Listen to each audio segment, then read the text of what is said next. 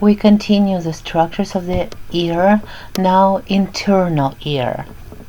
Here is the internal ear. It is located inside of the temporal bone, and it's made of the bony labyrinth. That's the bony labyrinth. It's made of several channels in the temporal lobe.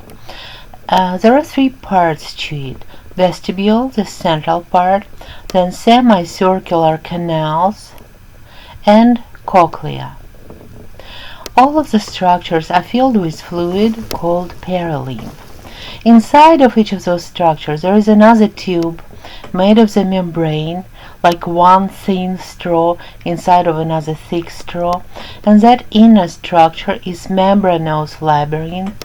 It contains a different type of fluid filled with potassium rich fluid. It's called endolymph. So this inner is filled with endolymph, and outer channel is filled with perilymph. In the central of the vestibule, in the central egg-shaped cavity of the bony labyrinth, there are two membranous sacs, utricle and saccule. So both of them are responsible for equilibrium, and they house equilibrium receptors called macula.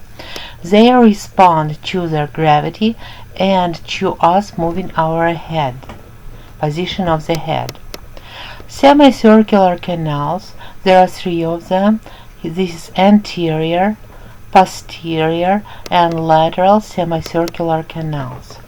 They contain ducts filled with endolymph, and at the end of each canal there is an ampulla. Inside of that ampulla there are equilibrium receptors called crista ampullaris. They are also responsible for equilibrium, and they respond to rotational movements of our head. Now cochlea. Cochlea is part of the organ responsible for hearing. It's a spiral chamber. It extends from the vestibule, and inside it contains cochlear duct filled with endolymph, which also houses spiral organ of Corti, which is organ of hearing.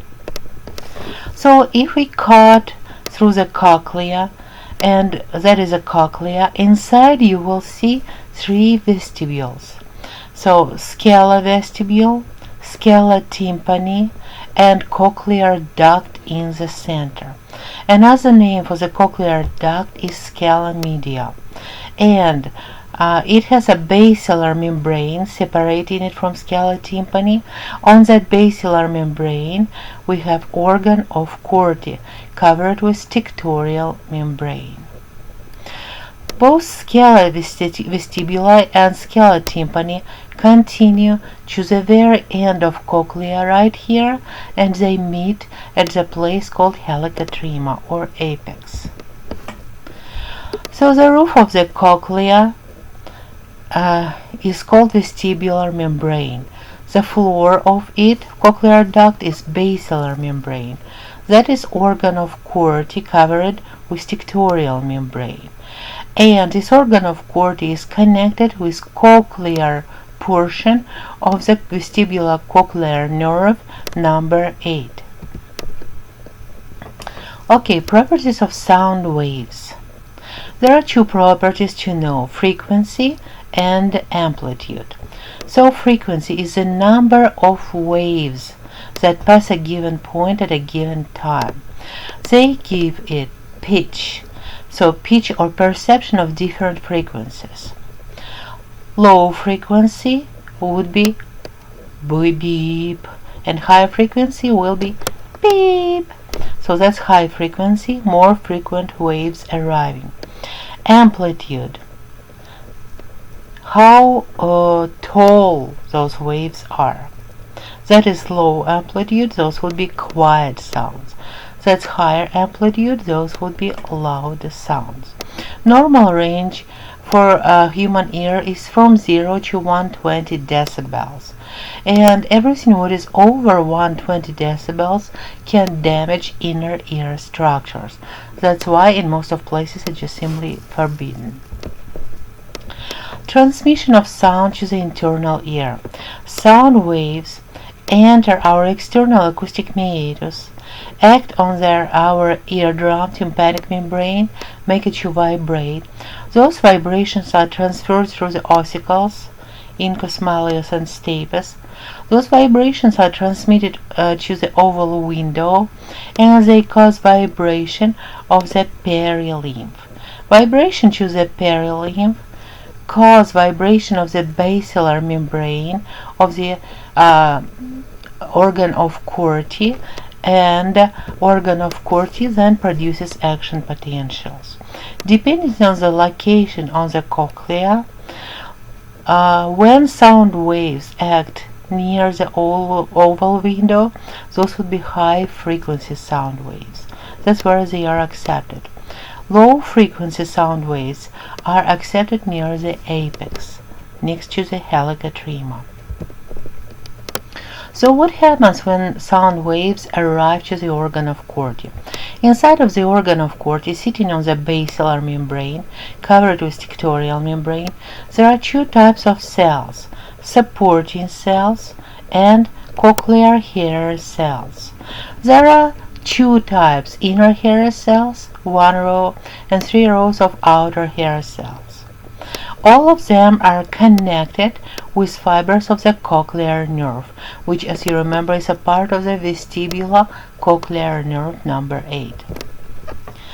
On the top of each hair cell, there are stereocilia, special structures which are embedded into the tinctorial membrane.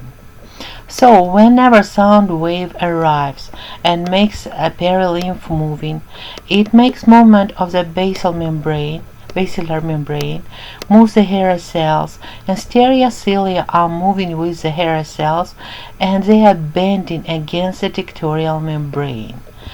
And that bending opens mechanically gated ion channels, and ions of calcium and potassium start moving, causing the release of neurotransmitter glutamate.